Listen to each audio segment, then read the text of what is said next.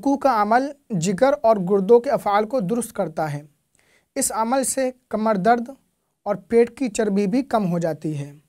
خون کا دوران تیز ہو جاتا ہے۔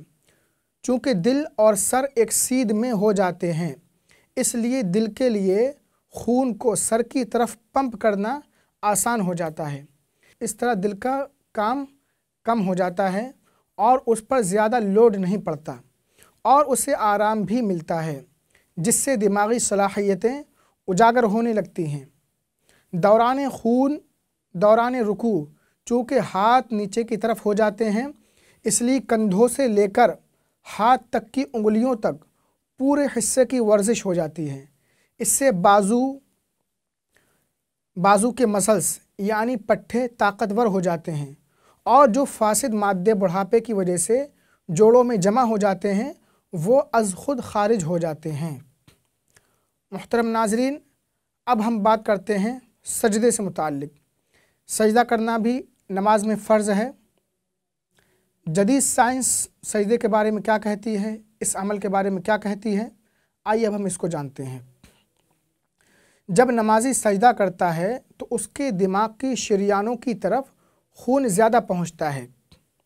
جسم کی کسی بھی پوزیشن میں خون دماغ کی طرف زیادہ نہیں جاتا، صرف سجدے کی حالت میں دماغی اعصاب، آنکھوں اور سر کے دیگر حصوں کی طرف خون متوازن یعنی برابر پہنچ جاتا ہے، جس کی وجہ سے دماغ اور نگاہ بہت تیز ہو جاتی ہے۔ شیخ نقشبندی ذوالفقار احمد صاحب قبلہ فرماتے ہیں، نمازی آدمی کے چہرے پر تازگی رہتی ہے، کیونکہ نماز اور سجدے کی وجہ سے اس کی تمام شریانوں میں خون پہنچتا رہتا ہے۔ جو شخص نماز نہیں پڑھتا اس کے چہرے پر ایک افسردگی سی پھیلی رہتی ہے۔ اس لیے حدیث پاک میں آیا ہے، جو شخص نماز پڑھتا ہے اس کے چہرے پر صالحین کا نور ہوتا ہے۔ شیخ انجینئر نقشبندی آگے فرماتے ہیں، میری ملاقات ایک امریکن ڈاکٹر سے ہوئی۔ کہنے لگا، یقین جانیں اگر عورتوں کو پتہ چل جائے کہ نماز میں لمبے سجدے کی وجہ سے چہرہ خوبصورت ہوتا ہے اور چہرے پر نور آتا ہے تو وہ سجدے سے سر ہی نہ اٹھائیں۔ محترم ناظرین، روشنی 1,86,282 میل فی سیکنڈ کی رفتار سے سفر کرتی ہے اور زمین کے گرد ایک سیکنڈ میں 8 دفعہ گھوم جاتی ہے۔ جب نمازی سجدے کی حالت میں زمین پر سر رکھتا ہے تو اس کے دماغ کے اندر روشنی کا تعلق زمین سے ہو جاتا ہے، جس کی وجہ سے ذہن کی رفتار روشنی کی رفتار ہو جاتی ہے۔ دوسری صورت یہ واقع ہوتی ہے کہ دماغ کے اندر زائد خیال پیدا کرنے والی بجلی براہ راست زمین میں جذب ہو جاتی ہے اور بندہ لاشعوری طور پر کشش ثقل سے آزاد ہو جاتا ہے۔ اس کا تعلق براہ راست خالق کائنات سے ہو جاتا ہے۔ روحانی قوتیں اس حد تک بحال ہو جاتی ہیں کہ آنکھوں کے سامنے سے پردہ ہٹ کر انوار الہی کے جلوے اس کے سامنے رونما ہو جاتے ہیں۔ جب نمازی فضا اور ہوا کے اندر سے روشنی لیتا ہوا سر، ناک، گھٹنوں، ہاتھوں اور پیروں کی انگلیاں قبلہ رخ کر کے زمین سے ملاتا ہوا سجدے میں چلا جاتا ہے تو جسم کا خون دماغ میں آ جاتا ہے اور دماغ کو غذا فراہم کرتا ہے۔ محترم ناظرین، نماز کے دوران سجدے کی حالت میں دونوں ہاتھوں کو سیدھا رکھا جاتا ہے۔ اس میں کیا حکمت ہے، کیا فائدہ ہے، آئیے اسے ہم جانتے ہیں۔ دراصل ہم پورے دن رات اپنے ہاتھوں کو بالکل اکڑا کر نہیں رکھتے، بلکہ ہمارے ہاتھ ڈھیلے ڈھالے رہتے۔ اگر مستقل ایسی حالت میں ہاتھ رہیں تو ایک بیماری ہاتھوں میں ہو جاتی ہے جس کی علامات میں گرفت کا ڈھیلا پن ہے۔ اس میں ہاتھوں کی گرفت ڈھیلی اور سست پڑ جاتی ہے، ہاتھوں کی فطری حرکات اور طاقت میں کمی واقع ہو جاتی ہے، اور جب ہم سجدے میں ہاتھ سیدھے رکھتے ہیں تو اس سے ہاتھوں، انگلیوں اور جوڑوں کی خاص قسم کی ورزش ہو جاتی ہے، جس کی وجہ سے اس مرض سے انسان کے ہاتھ محفوظ رہتے ہیں اور ہاتھوں کی فطری طاقت اور قوت بھی باقی رہتی ہے۔ محترم ناظرین، قاعدہ اور جدید سائنس۔ قاعدہ کرنا نماز میں واجب ہے، فرض ہے۔ پہلا قاعدہ واجب ہے، دوسرا قاعدہ فرض ہے۔ لیکن سائنس اس بارے میں کیا کہتی ہے، آئیے ہم اس کو جانتے ہیں۔ قاعدے کی حالت میں دونوں پیروں کے عضلات اور اعصاب پر دباؤ پڑنے سے کافی آرام ملتا ہے اور پیروں کی تکان دور ہو جاتی ہے۔ ادب کا سلیقہ اور قرینہ بھی پایا جاتا ہے۔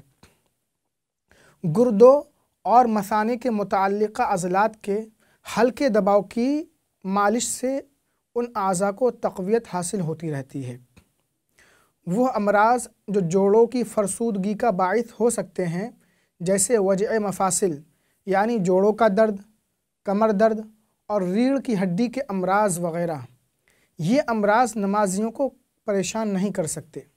روزانہ کئی بار نماز کی حرکتوں سے جوڑوں میں کسی قسم کے مادے جمع نہیں ہو پاتے جو مرض کا باعث بنتے ہیں۔ موجودہ دور میں عوام کو فزیو تھراپی کے طریقے علاج کی طرف خاص طور پر مائل کیا جا رہا ہے، اس کی طرف توجہ دلائی جا رہی ہے۔ ان کی وقتی افادیت سے کہیں زیادہ نفع بخش نماز کی لازمی پابندی ہے۔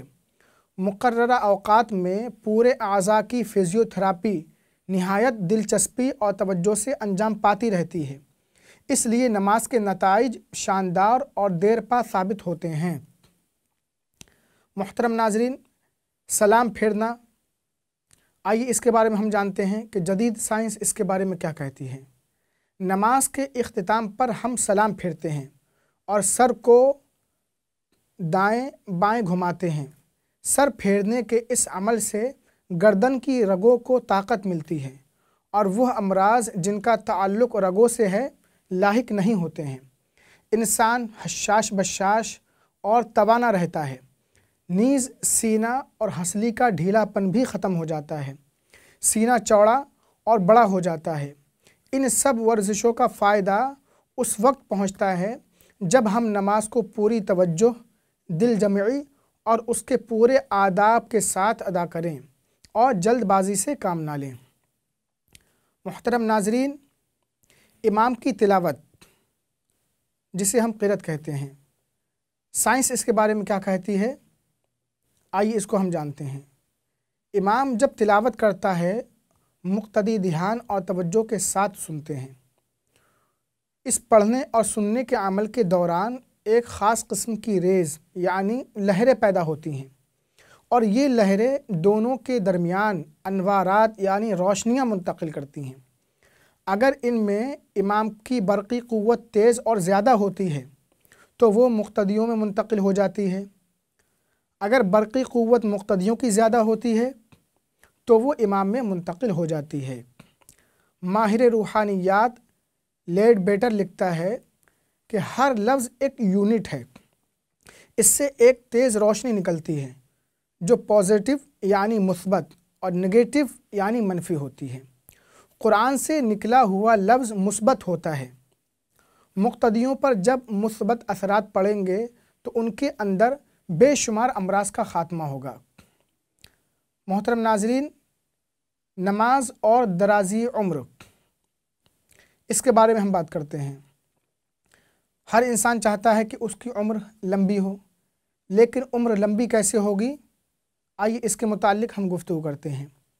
حضرت ابو ہریرہ رضی اللہ عنہ سے روایت ہے، ہم سے اللہ کے رسول صلی اللہ علیہ وسلم نے ارشاد فرمایا، خیرکم اطولکم اعمارا و احسنکم اعمالا، یعنی تم میں اچھے وہی ہیں جن کی عمریں دراز ہیں اور جن کے اعمال اچھے ہیں۔ اس حدیث کو ابو بکر ابن ابی شیبہ نے اپنی کتاب مصنف ابن ابی شیبہ میں روایت کیا ہے۔ اس کے علاوہ باقی دیگر کتب احادیث میں بھی روایت موجود ہے۔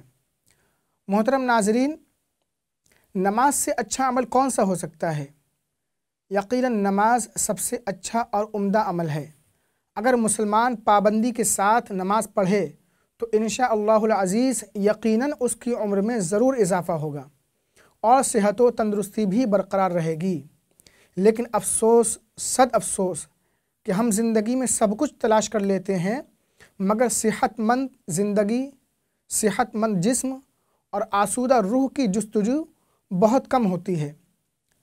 نتیجہ یہ نکلتا ہے کہ 50 سال کی عمر کی سرحد ہی سے بڑھاپے کا آغاز ہونے لگتا ہے۔ جوانی دواؤں کے سہارے چند قدم ہی ٹک سکتی ہے۔